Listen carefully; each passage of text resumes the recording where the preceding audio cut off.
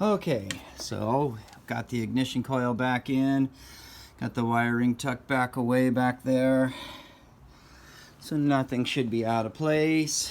Give it a start up. Do, do, do, do, do.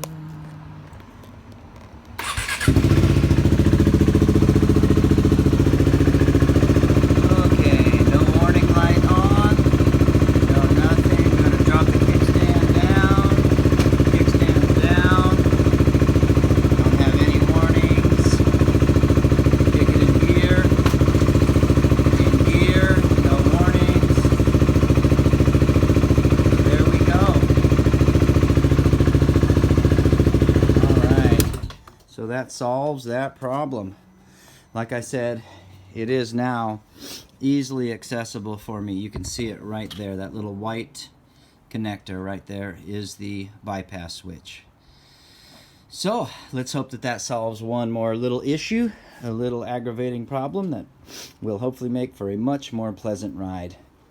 Other than that, until the next one, folks, you keep that helmet side up and the rubber side down.